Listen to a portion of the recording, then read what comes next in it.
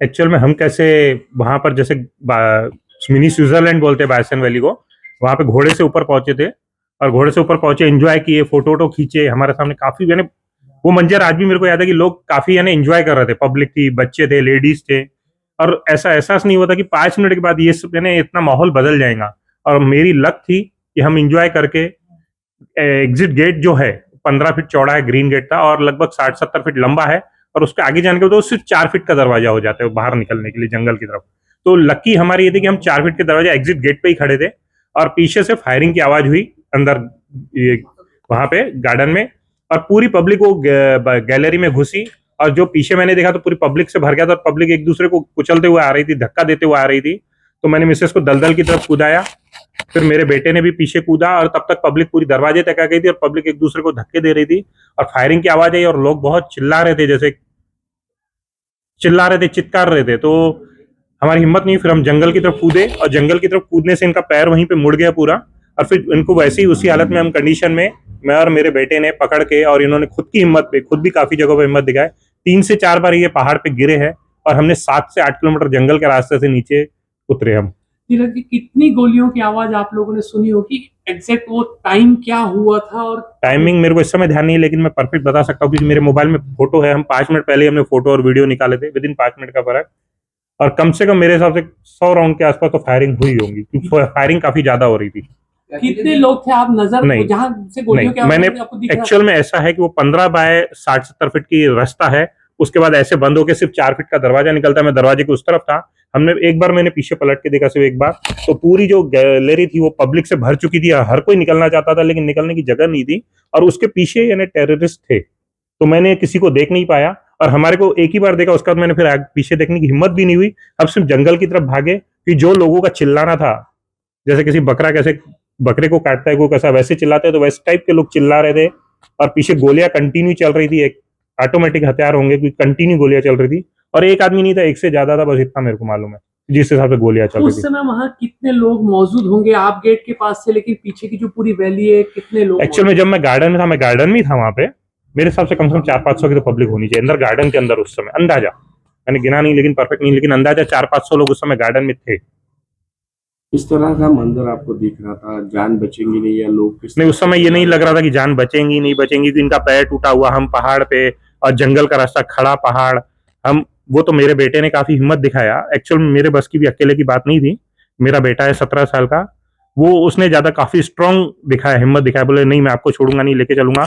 उसको हमने एक दो बार बोले भी बेटा तू आगे भाग जा, हम पीछे से आ रहे, नहीं बोले आपको लेके ही जाऊंगा, बोले मैं नीचे। उसने एक बाजू से अपनी माँ को उसने पकड़ा, एक बाजू से मैंने पकड़ा, और इनको हम नीचे तक लाए। इसी तरह की हालत सभी लोगों की थी जो सभी लोग हम तो फिर भी लाए, लोग तो गिर रहे थे, क्योंकि एक लेडी बीच में खड़ा ऐसे उतार था, घस कीचड़ थी, तो एक लेडी गिर गई, फिर मेरे बेटे ने मेरी मिसेस को छोड़ के उसको उठाया, थोड़ा उसको नीचे उतारे, फिर हमने इनको नीचे उतारे वहां से, उस पार्ट से। लेकिन फिर हम ज्यादा मदद नहीं कर पाए, क्योंकि हमारे को लग रहा था कि हम अपनी जान बचावे। लोग गिरते जा रहे थे वहां से, पहाड़ से गिरते गिरते आ रहे थे। कई बार कई लोग गिरे वहां, कई लेडीज गिरी, कई जेंट्स गिरे वहां पे पहाड़ से, नदी में गिरा कोई। तिलक जी, ये जो पूरी वैली है, जिस जगह आप थे, वहां सैन्य, भारतीय सेना की या कश्मीर पुलिस की कुछ उपस्थिति नहीं, थी कि? जहां पे हम जो मिनी स्विट्जरलैंड बोलते हैं, वहां पे मेरे को कोई सिक्योरिटी ऊपर में नहीं दिखाई दी, नीचे थी, जो पहाड़ के नीचे था वहां पे था, ऊपर में कुछ नहीं था। क्यों था ऐसा? लेकिन नहीं, मेरे को आइडिया नहीं। अब हम घूमने गए थे, हमारे को ये अनुभव ही नहीं था कि ऐसा कुछ हो जाएगा। हम इंजॉय कर रहे थे, मेरे पास फोटो है, वीडियो में दिखा दूंगा, विद इन 5 मिनट पहले का वीडियो था, मेरे पास फोटो है। एक हस्बैंड अपनी वाइफ के साथ फोटो खिंचा रहा था, शायद उनकी नई शादी हुई थी। मेरी मिसेज ने मेरे को बोली कि उनके सामान फोटो खींचना है। अभी न्यूज में आ रहा है कि उनके हस्बैंड को मार दिए। वो एक तरह से स्वर्ग था, कुछ इस फलों में नर्क हो गया।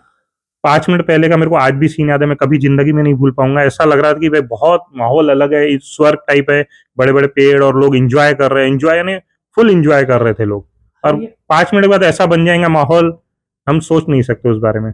हरियाणा के वो नेवी ऑफिसर जिनकी अभी अभी शादी, आप लोगों ने देखा था उन्हें उस जगह, वहीं एक्चुअल से में शहीद हो गए? मैंने अभी उसके बाद मैं वहां से रात को 1 बजे पहुंचा हूं, तो मैंने अभी तक टीवी भी नहीं देखा हूं, अभी आपसे बात कर रहा हूँ, टीवी तक नहीं देखा हूं। और हमारी वहां पे मोबाइल भी यहाँ के सिम काम नहीं कर रहे थे, तो हमने कुछ नहीं देखे। लेकिन वहां पे एक हस्बैंड वाइफ थे, केड़ा हुआ हस्बैंड वाइफ, वही थे, जहां तक नई नई शादी हुई थी, बहुत अच्छे से फोटो खिंचा रहे थे। उनको देख के हमने उनसे बात नहीं की, लेकिन मेरी मिसेज ने बोले मेरे को ऐसे फोटो खिंचाना है, तो मैंने इनको बोला क्या अभी फोटो खींचेंगे, लेकिन फिर हमने भी वो फोटो खींचे। लेकिन जस्ट फिर नीचे आए तो मालूम पड़ा कि भैया वो थोड़ा आगे हॉस्पिटल में, फिर बाद में मालूम पड़ा कि उनके हस्बैंड को गोली मार दी। आप किस तरह से यहाँ पहुंचे, क्या मदद मिली? एक्चुअल में फिर वहां से हम पहाड़ी से नीचे उतरे तो हमारी खुद की पर्सनल कार थी, फिर हम वो पर्सनल कार से हॉस्पिटल गए, इनका ट्रीटमेंट वगैरह लिए, फिर श्रीनगर हम अपनी कार में ही पहुंचे। वो रात को खुद की कार थी तो हम श्रीनगर पहुंचे। वहां से फ्लाइट जो बुक कर रहा था मैं, क्योंकि फ्रैक्चर थे मैं इनको रोक नहीं सकता था, तो हर फ्लाइट बुक आ रही थी। तो मैंने विक्की भैया को फ़ोन किया, विक्की कुकरेजा जी है, उनको फ़ोन किया, हमला देखो भाई मेरे को कोई ये नहीं है, मेरे को किसी भी तरह से फ्लाइट की टिकट दिलाओ, मतलब चार्जेस भी मैं भरने को रेडी हूँ, जो होंगे कुछ होगा, लेकिन मेरे को एक्चुअल में बुकिंग मिल नहीं रही है। लोग वहां पे बहुत पैनिक सिचुएशन थी। और विंकी रुघवानी जी है, ये कंटिन्यू कॉल कर रहे थे हमारे से, कंटिन्यू बात टच में थे, बात कर रहे थे, मतलब मेरे को कोई दिक्कत नहीं, मेरे को निकलना है बस यहाँ से, इनकी कंडीशन ये है निकलना है तो, लेकिन फ्लाइट ही नहीं मिल रही थी। फिर विक्की कुकरेजा जी ने वहाँ पे कोई मुंडे जी है सर, उनसे बात की है सीएमओ में, फिर उन्होंने हमारे को, मुंडे जी ने काफी सपोर्ट किए मेरे को, कंटिन्यू वो एयरपोर्ट जाने तक के मुंडे जी मेरे से कंटिन्यू टच में थे। और मेरे को एयरपोर्ट निकलने के टाइम भी फोन है, आप एयरपोर्ट के लिए निकल गए, आपको कोई हेल्प चाहिए? मिला नहीं, मैं एयरपोर्ट के लिए निकल चुका हूँ, खुद की कार है, मतलब खुद की कार में हम पर्सनल ड्राइवर के साथ निकल चुके हैं। फिर मैं एयरपोर्ट में श्रीनगर से बैठा, मुंबई तक के मेरे को मुख्यमंत्री जी है उनकी तरफ से मेरे को फ्लाइट की टिकट मुख्यमंत्री जी की तरफ से मिली थी मुंबई तक। मुंबई फिर मैं लैंड हुआ, फिर मुंबई से फिर मैं नागपुर खुद ही आ गया। वो देखने के लायक नहीं था और कोई देख भी नहीं सकता था। वो जैसे हम सिचुएशन में आए, दौड़े गिर गिर के, सब लोग ऐसे ही थे, जो लोग मिल रहे थे बस आगे बढ़ते जाओ, रुकना नहीं है, रुकना नहीं है, रुकोगे तो आप बच नहीं पाओगे। मैं इतना ही कहना चाहती हूँ। पैर फिसल गया आपका ऊंचाई से?